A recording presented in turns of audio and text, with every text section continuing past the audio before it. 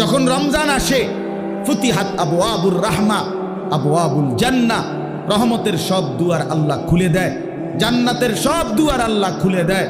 ওয়াগুল্লিকাত আবওয়াবুন নার, জাহান্নামের দরজা বন্ধ করে দেয়। ওয়াসুলসিলাতিশ শায়াতিন, শয়তানগুলোকে শেকলে বন্দী করে দেয়। এটা মজার বিষয় হইল, মনে করেন এদিক দিয়া ওই পাশ থেকে কোনোখান দিয়া বাইর হইবার কোনো ব্যবস্থা নাই, রাস্তা কেবল একটাই, আপনাকে এদিক দিয়ে বাইর হইতে হবে, ঢুকবেন কেবল এটাই, এদিক দিয়েই ঢুকতে হবে। তা আল্লাহ যেন রমজান মাসে জাহান্নামের সব দরজা বন্ধ করে দেয়, শয়তানগুলোকে শেকলে বন্দি করে ফেলে।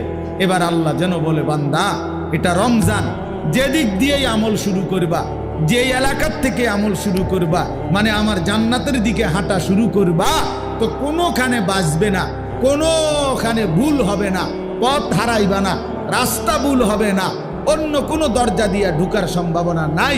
শুধু খোলা যেই দরজা, এটা শুধুই জান্নাতেরই দরজা, ঢুকলে শুধু জান্নাতেই ঢুকবে, ঢুকলে শুধু জান্নাতেই ঢুকবে। কারণ খোলাই তো কেবল কিসের দরজা? জান্নাত, জান্নাতের দরজা। এজন্য রমজানে যদি কেউ ইবাদতে লাগে, বন্দিগিতে লেগে যায়, আল্লাহর হুকুম পালন, তো আল্লাহ তাআলা বলেন মাস শেষে শুধু কেবল জান্নাতেই ঢুকবা, জান্নাতেই ঢুকবা, জান্নাতেই, জান্নাতেই ঢুকবা। তাহলে নবী সাল্লাল্লাহু আলাইহি ওয়াসাল্লাম রমজান মাসের নাম রমজান উল্লেখ করছেন। মান কামা রমাদান, মান সামা রমাদান, এই রমজান শব্দটি আল্লাহ নবী বারবার উল্লেখ করছেন, বারবার উল্লেখ করেছেন।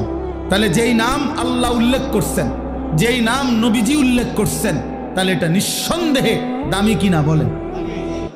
অতএব রমজান মাস আল্লাহর কাছে যেহেতু প্রিয়, রমজান মাস নবীর কাছে যেহেতু প্রিয়, আমি মুমিনের কাছেও রমজান প্রিয়। যা আমার আল্লাহর প্রিয় তা আমারও প্রিয়, যা আমার নবীর প্রিয় তা আমারও কি প্রিয়।